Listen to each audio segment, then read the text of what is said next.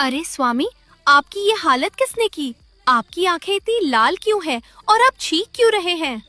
उन मामूली परिंदों ने उस रानो चिड़िया के घर में जादुई रोशनी है जिससे मेरी आंखें चौंधिया गईं और उस कमबख्त कालू कौवे ने मेरी आंखों में मिर्ची झोंक दी।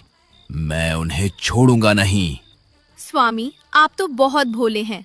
ताकत से ज्यादा दिमाग का इस्तेमाल कीजिए। अगर उनकी रोशनी आपकी आंखों को चुभती है तो अपनी आंखों को ढक लीजिए। लेकिन कैसे? मैं अंधेरे में देखूंगा कैसे? ये लीजिए काला चश्मा। इसे पहनकर आप उनकी जादुई रोशनी को मात दे सकते हैं। अब जाइए और उस चंदन के पेड़ को जड़ से उखाड़ फेंकिए। वाह, अब तो मैं और भी खतरनाक लग रहा हूँ। अब रानो की रोशनी मेरा कुछ नहीं बिगाड़ पाएगी।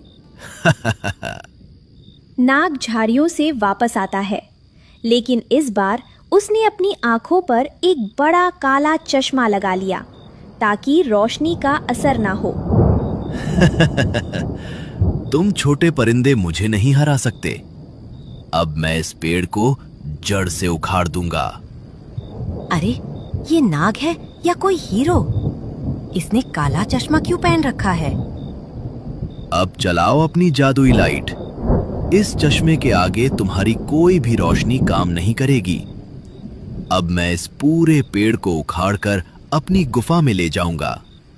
नाग ने दोबारा हमला किया। रानो का घर हिलने लगा।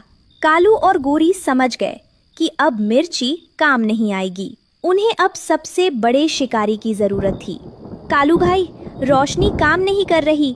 चश्मे की वजह से नाग को कुछ महसूस नहीं हो रहा। अब क्या करें? कालू और गोरी तेजी से उड़कर जंगल के सबसे ऊंचे पहाड़ पर पहुंचते हैं, जहां शक्तिशाली चील बैठी है। चील रानी, हमारी मदद कीजिए। एक दुष्ट नाग रानो चिड़िया के बच्चों को मारना चाहता है। हम सब आपके गुलाम बनकर रहेंगे। बस आज बचा लीजिए। क्या?